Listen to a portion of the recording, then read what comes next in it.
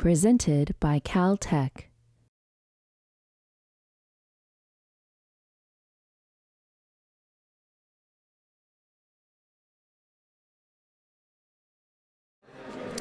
Good afternoon.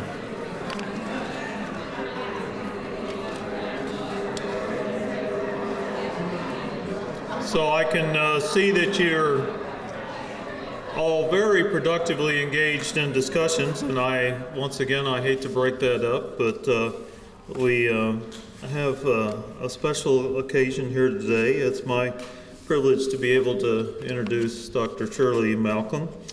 And Shirley is the head of the Directorate of Education and Human Resources Programs of the AAAS, our premier science organization in this country.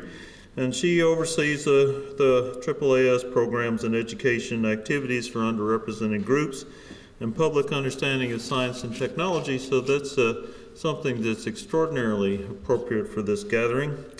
And moreover, Shirley has been very actively involved and on the national level and recognized for her leadership in many areas involving underrepresented minorities and women in sciences and engineering. And she has been a very progressive force, both nationally and as a trustee of Caltech here locally. I can tell you that every time I see Shirley at the trustees meeting, I know that I'm going to be in for a bit of a pistol whipping, but in a friendly fashion. And so, and Shirley has also had a distinguished career in background in sciences, and she has her doctorate in zoology. And so, speaking to this group, she also brings to this her experiences in the STEM field, and just as an example of her prominence in the nation, she's been in the past a member of the National Science Board and the PCAST, the President's Committee on Advisors of Science and Technology. And so with that, I'm not going to go on to list all of Shirley's other honors, and she says, no, I cannot do that. I can see her shaking her head, and so I'm going to turn the podium over to Shirley. Welcome.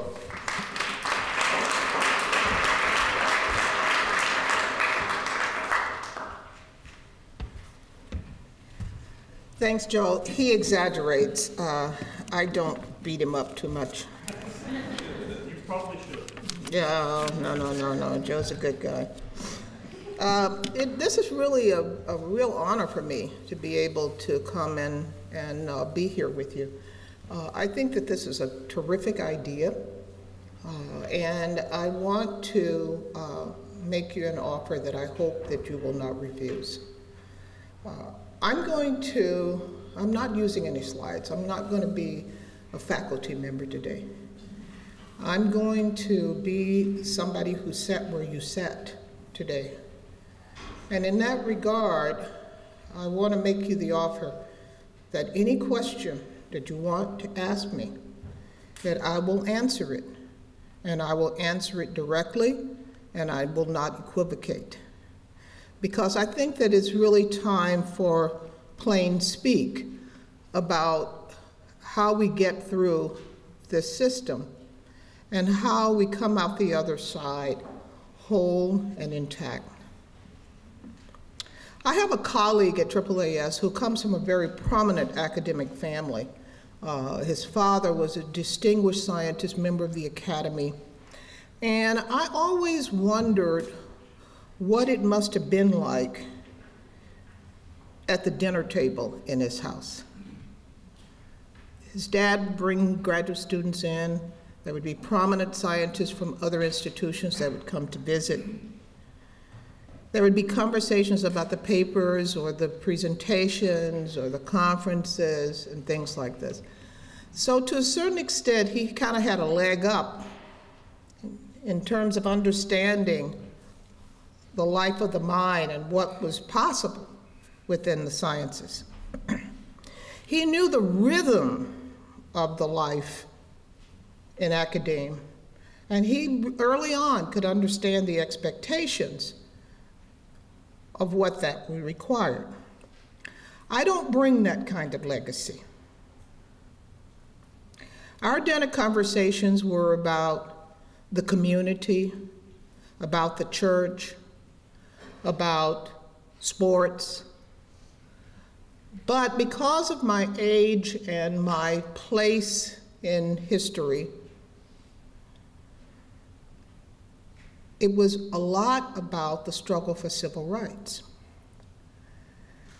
I was born and raised in Birmingham, Alabama. I'm 68 years old. If you do the math, you will begin to understand that in 1963, the time of the Children's March, the time of the bombing, those kinds of themes consumed our conversations at the dinner table. They were not just on the news, they were part of our lives.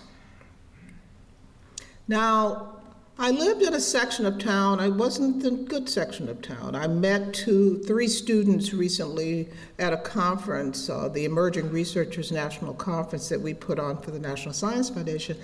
I met three students from Lawson State, which is a two-year institution, and they were coming there to really be inspired to move on and to join the research community. And when I found out they were from Birmingham, I asked them which neighborhoods they were from, and one of the young men basically came from a neighborhood that was only about 3 miles from me. And I said, well, I was born and raised in Collegeville, to which he looked at me and said, from Collegeville to here? The neighborhood had a reputation, and it was not good. But it was my neighborhood. It's where I grew up. It's where I came of age. It's where I discovered my love of science. So I couldn't be particularly unhappy. It was also, however, where my mother and grandmother's church was bombed 3 times. And so it was the reality of the circumstances that basically undergirded a large part of my life. Now, I left Birmingham when I was 16. I graduated from high school, and I went to the University of Washington, where I was a pre-med major. And quite frankly, I was a pre-med major because I didn't know what else you did with science. At that particular point, I knew I liked this. I knew I was good at science and math, so I just basically figured, okay, I'll go in this particular direction. And I think I first started veering off of that pre-med thing when I went to visit my advisor, and she told me that my grades were not going to be good enough to get into medical school. She explained that most medical programs only accepted about a class with only about 10% women, and that therefore I had to be so much better than the guys who were in my program in order to be accepted. Well, I mean, you want to talk about being torn down in your freshman year? Because in so many cases, the classes that I entered, I wasn't doing all that well, especially in freshman chemistry lab. I was doing fine in the lecture section. I wasn't doing so fine in the lab section. Why?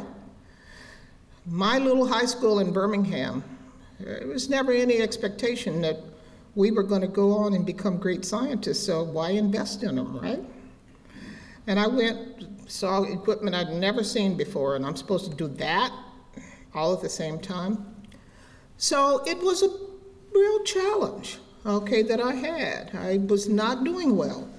My first quiz, I had a 9 out of 20. My second quiz, I had a 7 out of 20. This was not the right direction. So I went to visit my lab instructor, who happened to be the only African-American graduate student in the chemistry department at the University of Washington.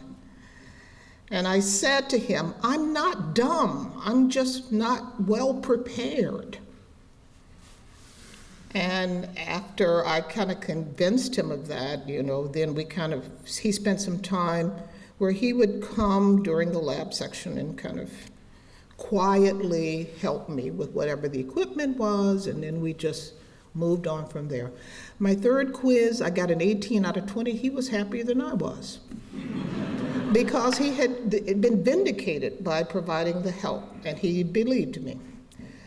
Well, midway kind of through my time at the University of Washington, I decided I did not want to go into medical school.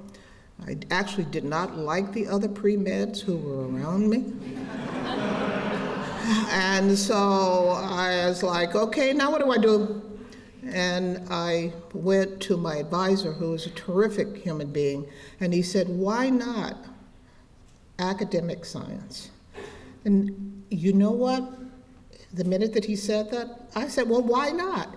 Because I respected him so much that his giving me permission, I felt like I needed permission to enter the academy.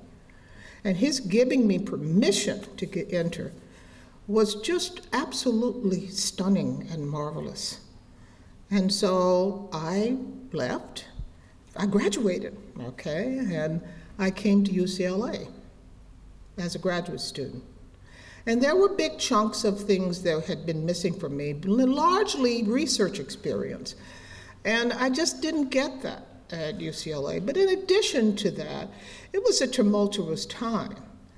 I was teaching a lab in April of 1968 when Dr. Martin Luther King was assassinated, and someone came to the lab to tell me, one of my friends, and that was the end of that lab. And it was the end of a lot of things because the campus went crazy and the city went crazy, and it looked like every time you looked up somebody was dying. Robert Kennedy died here, Malcolm X, it was just like one thing right after the other, and it was like, okay, why am I in graduate school again? And I decided that I needed to kind of take some time off to really reconnect as to why this science I found compelling and why I needed to stay in graduate education. So I went and I took a job as a high school teacher. I taught high school for 2 years. I was good at it. You know, I could have just basically stayed on that road. But I had this dream. I kept having this dream that somebody found out I didn't go to the first grade. It's true, I never went to the first grade. I went from kindergarten to the second grade. And that when in this dream, they made me come back to first grade. And the biggest problem is I didn't fit in the seats. And I must tell you that I had that dream until I finished my PhD, and I have never had it since. Okay? Because it was something, I think, that compels you forward. And sometimes you just have to listen to those inner voices that compel you forward. I left Los Angeles after personal issues that really sound like a really bad made-for-TV movie, and started at Penn State, knowing full well that, you know, that my path had to basically get me out of Los Angeles into someplace else. And at Penn State, I found my academic home, my academic family. And that's where I learned about the power of community in graduate school. You don't get through by yourself. And you don't get through just with your faculty mentor. You get through with the people who are around you. Now, in my case, I just happened to luck up on this guy. And he said, you do not need to take more courses, you just need to get your research and get the heck out of here. He actually used the bad word, but since we're doing video, I will not. And so it was an interesting relationship because here I was, a black woman from Alabama, And here he was, a white guy from Mississippi, who was only a few years older than I was. And the really great thing about him was that he understood that in a lot of ways, as a black woman from the Deep South, that I was hypersensitive about race. And hypersensitive to the fact that I was so different from everybody else who was around me. The fact that I integrated most rooms that I entered. But in his case, coming from Mississippi, he basically kind of cut through that from the beginning. And he said something like this: you know, my grandfather was the Democratic nominee for the governor of Mississippi. And I'm thinking, okay. Back in those days, the Democrats were today's Republicans. Okay. And in Mississippi. And I just looked at him, and he said, thank good the fill in the blank died before he could take office. And I think what he was trying to say to me was, I get you, I know where you're coming from, I know the experiences you bring, but there was another part to it, and that is, I'm not cutting you any slack for that. And do you realize how important it was that I got critical feedback from him and that he cut me no slack with regard to anything? This is not feeling sorry for the poor minority. This was, I am going to hold you to the level and the standards and the qualities that I would hold anybody to. And I know who you are, and I know what you've gone through, and you take that into consideration, but not over here. And that was absolutely what I needed. I needed to be seen, not as a black woman from the Deep South, whatever. I needed to be seen as a potential scholar. And that essentially that I would get the same kind of feedback that he would give to anybody else. Don't treat me with kid gloves.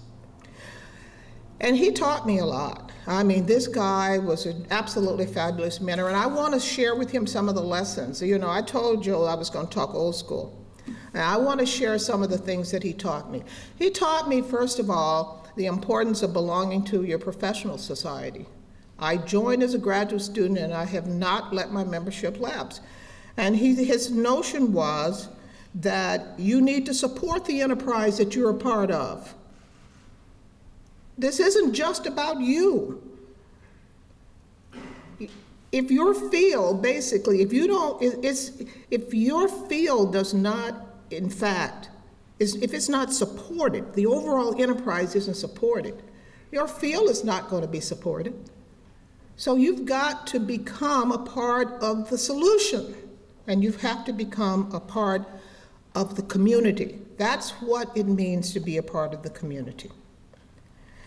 He taught me about the power and the promise in looking beyond my own small area of study, and about the power of interdisciplinarity. Sometimes the answers, he would say, or at least the clarity, lie elsewhere in other fields. And that is a really important clue, because quite frankly, the kind of mental breakthrough that I needed to solve the problem that I was looking for came from people who were looking at artificial intelligence in computer science, not from the folks who were in my own narrow area. When I graduated, when I completed my doctorate, he looked at me and said, if you want to focus on research, you're going to be good at it. If you want to focus on teaching, you're going to be good at it. He said, but whatever you do, I will be proud of you. Now, he gave me permission not to become him. And that was not the thing I had to do in order to become accepted. I could become me. And I could be the person that I needed to be. On presenting my work, the first time I had to present a paper, I was a nervous wreck. And I told him I wasn't ready.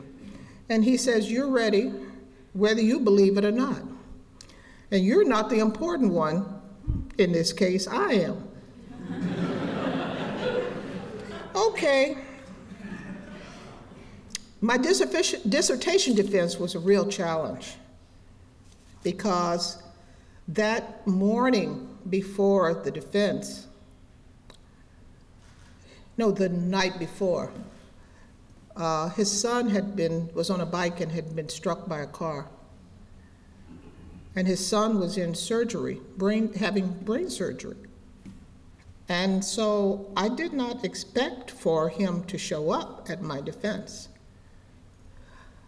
But he did. And one of my committee members, person from not within the department, from another unit, Carol and Sheriff, some of you any of you who've ever taken psychology understand that Muzafer and Carol and Sheriff were like the founders of social psychology and really, really prominent people. And Carolyn said, Dr. Graves, you don't have to be here. At which point he broke into tears. And he said, better here than at the hospital waiting for whatever comes. And that's when I realized, Shirley, you are on your own. I had to reach deep inside of myself, basically, because I knew I was on my own. But I had to believe that he had given me whatever I needed to get through that, to get us both through that.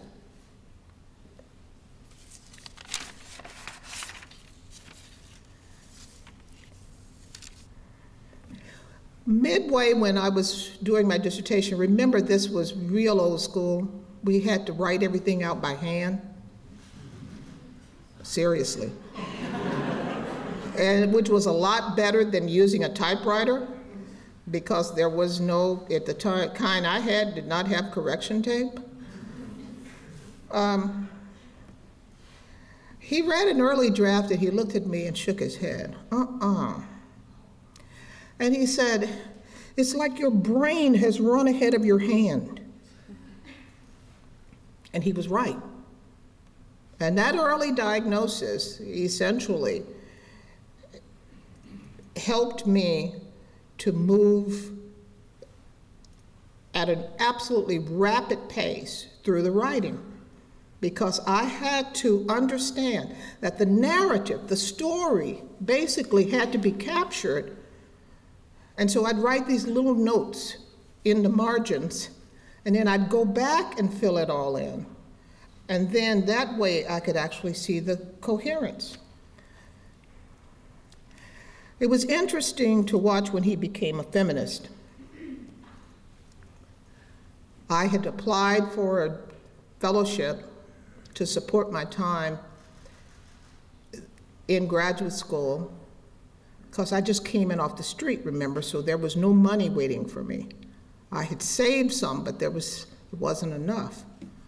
So I applied for graduate fellowship, and I didn't get it, and he didn't understand why, because I was making incredible progress on my research. And I had a 4.0. I had all A's in my coursework.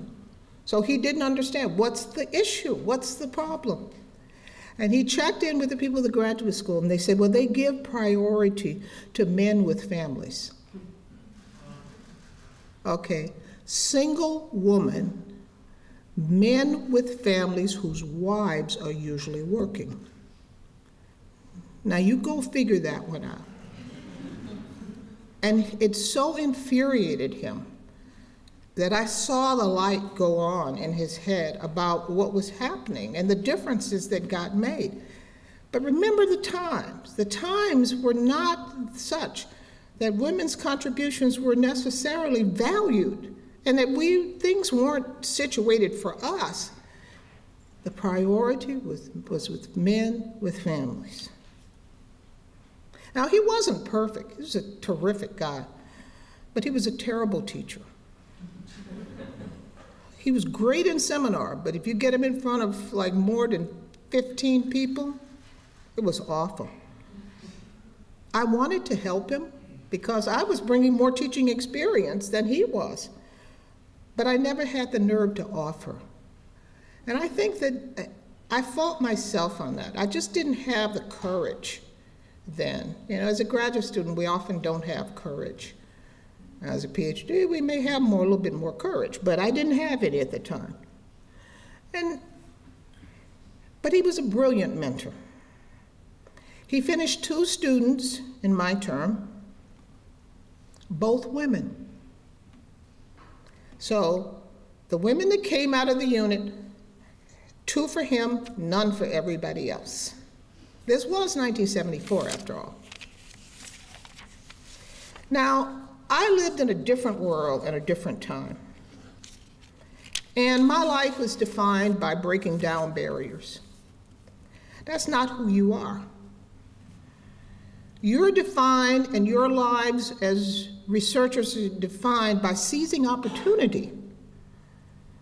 That's really what this is all about, seizing opportunity. There are global challenges, and that means there are global opportunities. There's the chance to work in parts of the world, other parts of the world, with people from other parts of the world on issues that affect other parts of the world, and those are wonderful opportunities. There are chances to work with people from other fields. In those cases, the important thing is going to be the quality and integrity of your work. That's what they're going to look at. It's a chance for you to build teams with people who are very different from you, who bring different experiences, different backgrounds, different everything.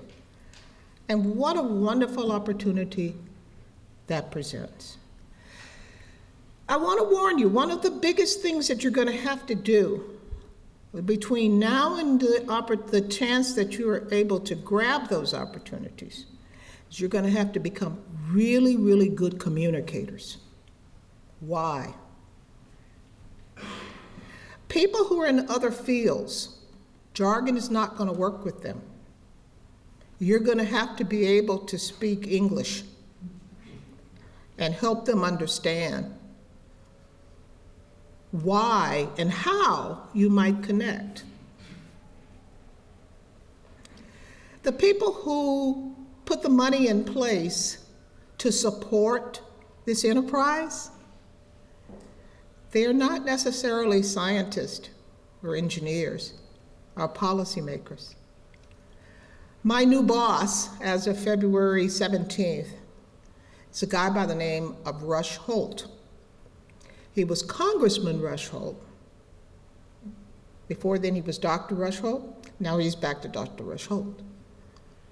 He was one of those people within the policy environment who was there to champion the need for supporting science and what have you. We are fortunate that there actually is bipartisan support for science in this country. Democrats and Republicans agree on little, but they agree on this.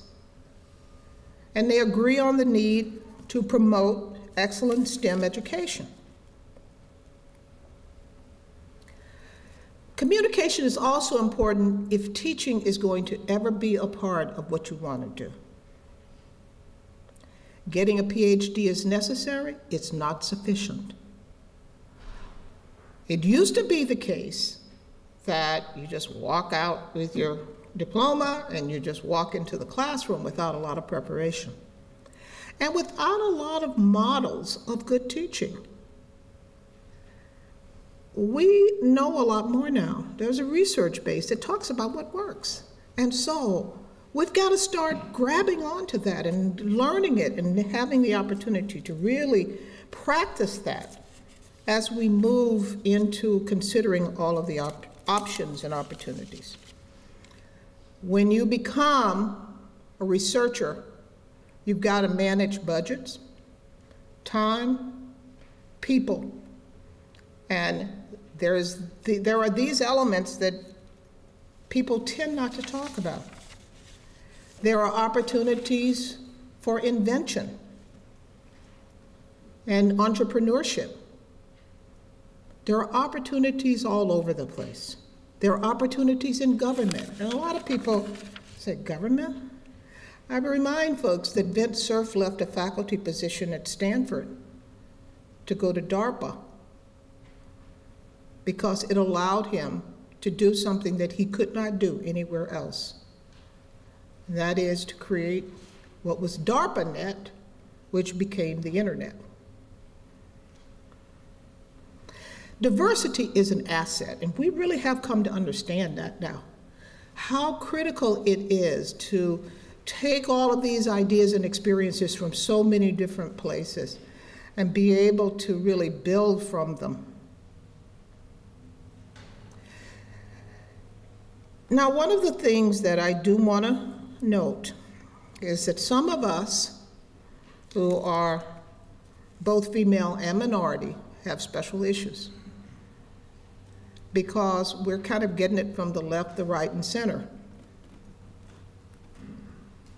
Oftentimes, pressures of culture where we really do want to hang with the family and do the family things, and we want kids and we want all this. I will tell you right now, yes, I'm married and yes, I have children.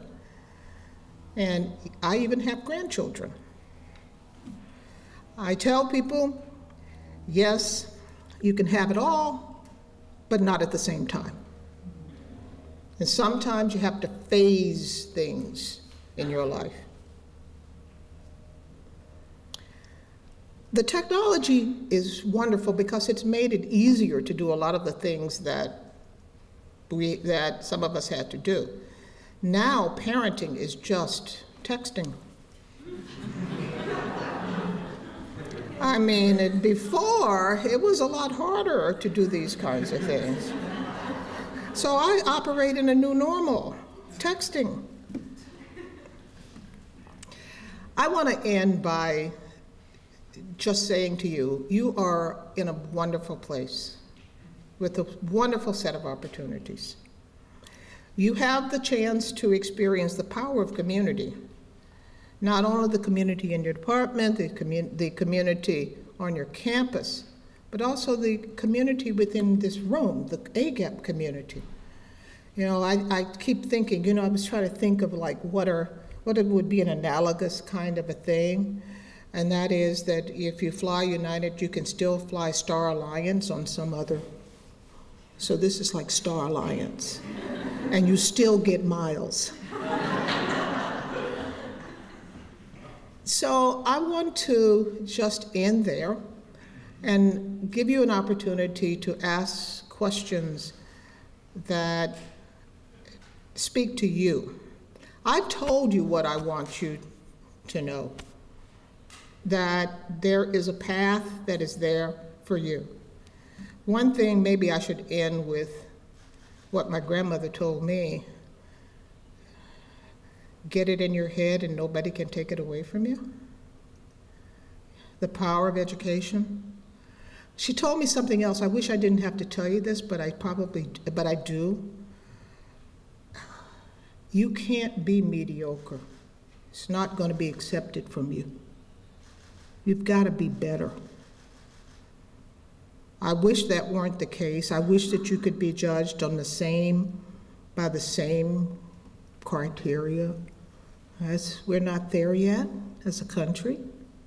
Our institutions are not there yet.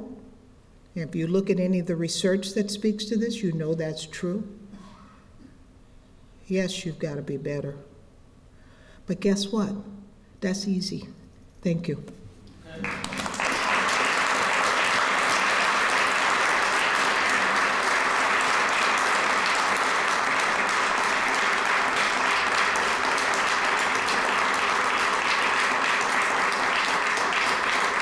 Okay, question time, any questions, And I will tell you, I have great wait time. Yes, this is a man who needs a mic.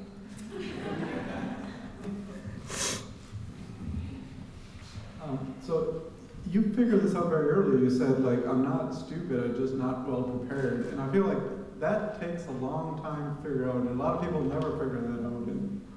Well, I figured it out early because all through high school, I had been a high achiever.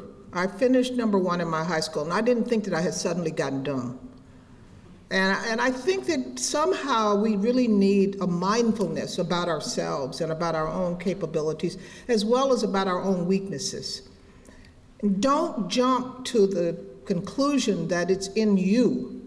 And I often find that's a case that women do a lot, as well as underrepresented minorities. Women do a lot. You know, oftentimes we do this imposter thing. I should not be here. You know, and that can sometimes be reinforced by people who think that you should not be there. And so I'm telling you this now to short circuit anything that might ever come up like that in your life. You are here because you're incredibly bright, and the opportunity is there to basically train the mind and the attitude. And that's really what has to happen. That's all. That's easy.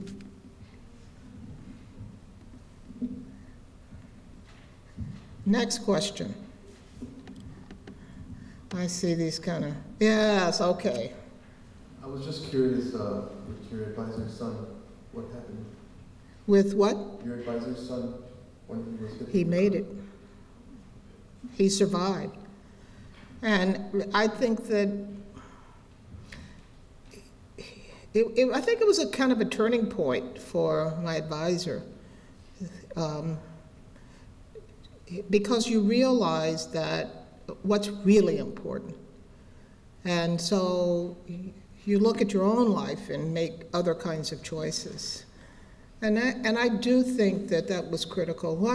And I have another part, kind of an epilogue to that story about my advisor. In 2003, I received the Public Welfare Medal of the National Academy of Sciences. And it was really important to me that he came. And I acknowledged him publicly, because if it had not been for him, I would not have been there. And I think that we have to really understand what it is that our advisors, our mentors are giving us. They're giving us a part of themselves. That's their legacy, and to honor that. Okay. I really liked your talk, especially the part where you talked about managing your inner voice. I was really wanting to know, how do you figure out your weaknesses and not attribute that to just being a negative inner voice? How do you figure out who you are? Your weaknesses. You were talking about weaknesses and strengths, and how do you figure out the weaknesses? How do you figure it out? You try out a lot of stuff. I think that if we all stayed in the safe zone,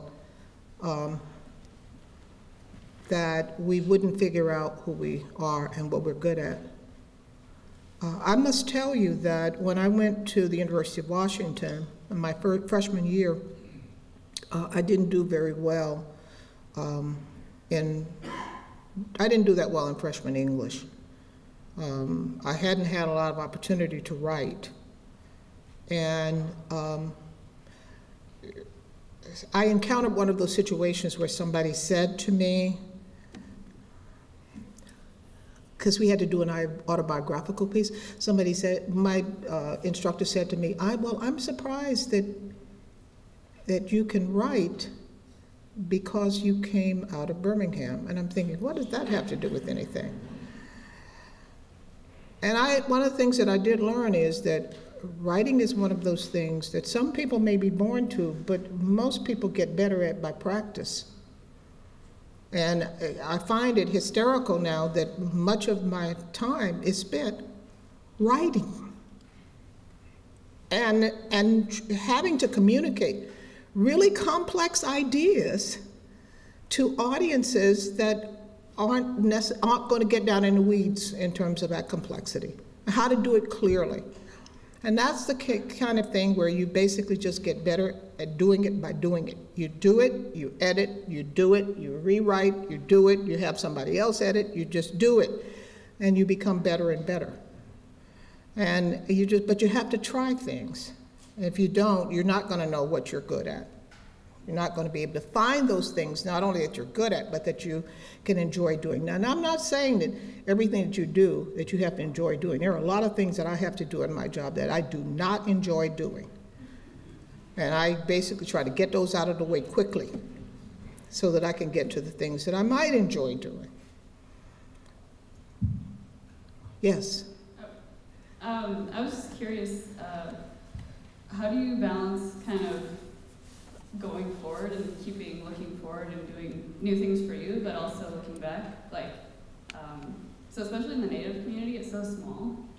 I'm sorry. The Native American community, it's so small that when you get further up, you know, you're kind of like one of 5 people that they know doing something like this. So how do you balance giving back with like continuing to grow yourself? Sometimes the things that you give back on actually are the things that you use to grow yourself. Now, what do I mean by that? I'm a member of the board at Caltech, okay? And that's a give back in a way, but it's a major get. I'm able to hear about research that is exciting, that is going on all over the campus. I'm able to appreciate the kind of, well, people kind of put it into doses that I can understand when they present their work at the trustees. And so I'm able to continue to grow and to not lose that science part of me, even as I've got to do that policy and that education and all those other parts. So sometimes you can do both of them at the same time. Now, it's true that not all of it is that case, so that means that you read a lot on planes. I actually have now a whole group of people who send me things. They know the things that I need to look at, I need to read. I'm not going to read 17 different magazines and what have you. I don't have the time. But they know the articles, and they send me things. And so I guess I get by with a lot of help from my friends.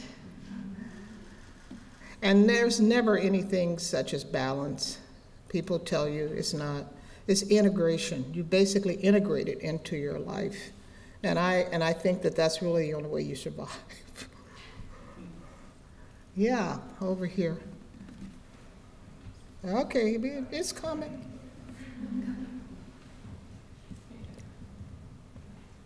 So sometimes it seems like, you know, as we're graduate students in science and engineering, it seems like a lot of our time is focused on doing exactly that, getting the research done. But it also seems like we kind of have a responsibility or a role to play in terms of what's happening socially in the country, especially like the inequalities between the sexes and the races and all the sort of movement that's going on. So I was wondering, do you have sort of a vision, or do you imagine that our role will be in this situation as people who are studying science and engineering and not necessarily studying social sciences, but probably still want to have some role in, you know. Okay, yeah, I'm a bioscientist. The social science that I've actually had to learn, I've had to learn it from my social science friends, okay? And I understand that people want to really carry on and be cognizant of their responsibilities to this larger world. But I want you to get tenure first.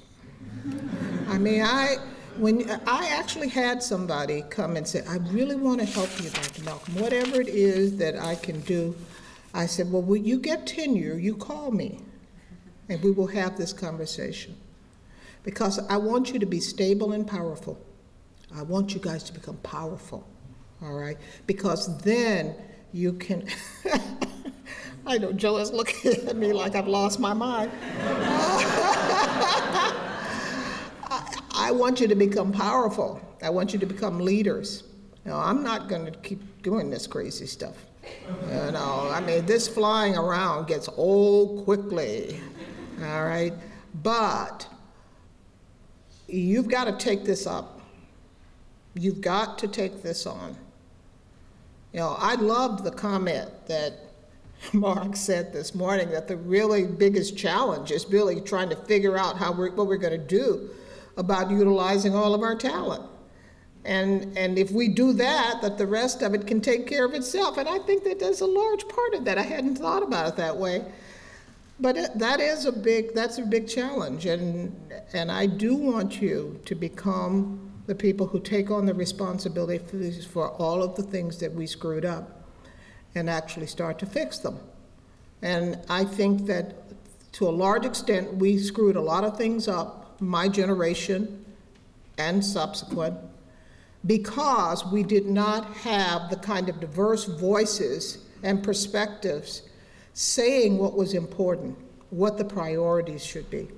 So moving forward, powerful, tenure first.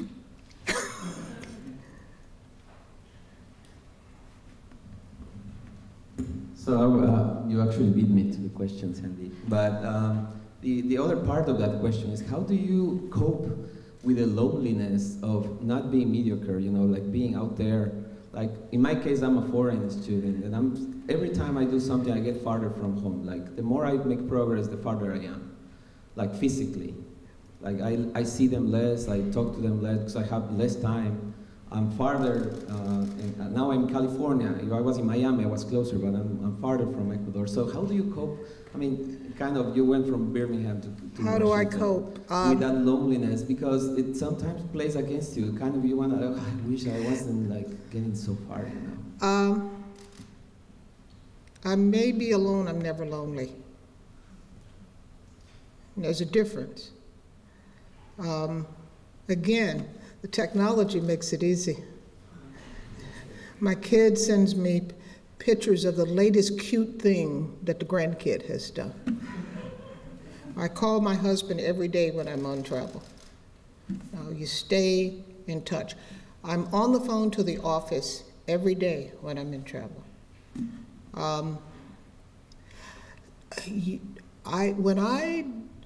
When I am by myself, actually that's some pretty, and not a lot of things pressing in on me, that's some pretty precious time, because I'm able to really think a lot about what's next, strategically what's next, what has to be done next, who has to be contacted, you know, how to put the pieces together. It's a really, really tough, it's a really, really big idea to somehow figure out how we can identify, utilize, and mobilize talent. I haven't done a very good job of it. And the sad thing about it is that I'm probably one of the better people who's actually done these issues. So that means that we have a lot of work to do. And I think that the big secret to this is actually embedded in a joke. Did you hear about the little boy who in September told his mother that he knew what he wanted for Christmas? A baby brother. And she says, well, I don't think that we can deliver a baby brother by Christmas. He says, well, why don't you do what Dad does down at work when they have to get things done quickly? Put more men on the job.